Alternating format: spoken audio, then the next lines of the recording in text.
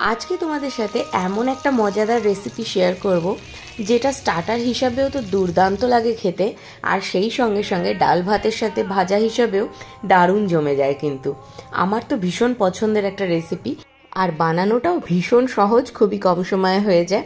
সবথেকে বড় কথা, বাড়িতে গেস্ট এলে পরে তাদের জন্য স্টার্টার হিসাবেও কিন্তু দুর্দান্ত একটা আইটেম, কুড়মুড়ে পমফ্রেট ফিশ ফ্রাই।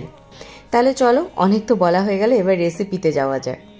সবার প্রথমে আমি এখানে একটা মশলা বানিয়ে নেব। তার জন্য নিয়ে নিয়েছি স্বাদ মতো লঙ্কা, 1 ইঞ্চি পরিমাণ আদা, আর তার সঙ্গে 5-6টা রসুনের কোয়া, সবগুলোই কিন্তু খোসা সমেত নিয়েছি। আর নিয়েছি 1/2 চামচ মতো গোটা ধনে। সবগুলোকে একসঙ্গে একটা মিহি পেস্ট বানিয়ে নেব।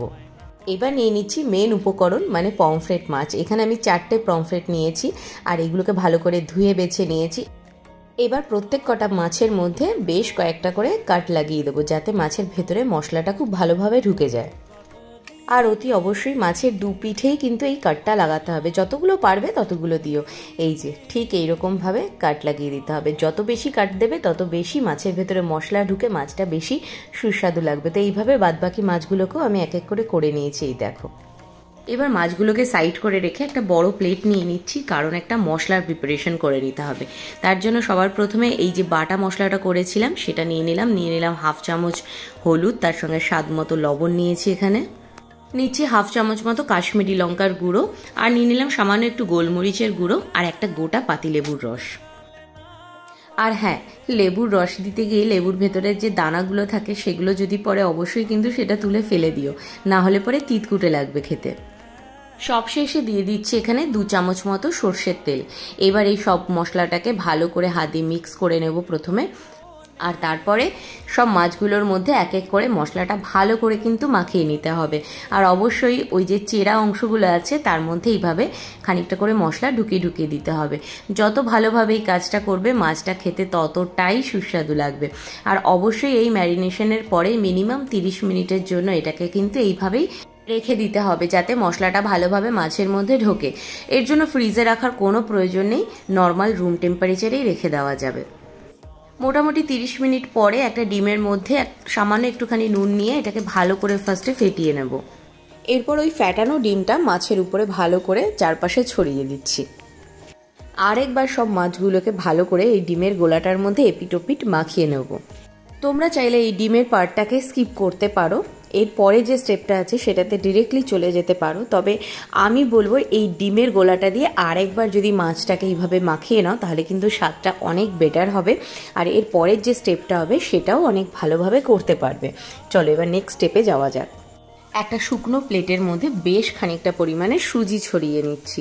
নর্মাল যে সুজিটা পাওয়া যায় সেটাই ছড়িয়ে নিচ্ছি। এটা কিন্তু একদমই আগে থেকে শুকনো খোলায় ভাজা নেই, যে সুজিটা সেটাই ইউজ করেছি। এরপরে এর মধ্যে আর কোনো কিছু দেবো না, ডিরেক্টলি একটা করে মাছ নেব, আর এই সুজির মধ্যে ভালো করে এরকমভাবে চেপে চেপে কোট করে নেব। এই জন্যই কিন্তু এর আগে স্টেপে বলেছিলাম যে ডিমের গোলার ব্যবহারটা অবশ্যই করো, তাহলে পরে এই কোটিংটা খুব ভালোভাবে করা যাবে, আর সুজিটা খুব ভালোভাবে মাছের গায়ে আটকেও যাবে। আর অতি অবশ্যই এই রেসিপিটাতে পমফ্রেটের লেজটা কিন্তু রেখো, লেজটা কেটে বাদ দিও না, তাহলে পরে ভাজার পরে দেখতে অনেক বেশি ভালো লাগবে। এবার আর কিছুই না, সর্ষের তেল গরম করে ফেলেছিলাম অলরেডি, তার মধ্যে মাছগুলোকে এক এক করে দিয়ে দিচ্ছি।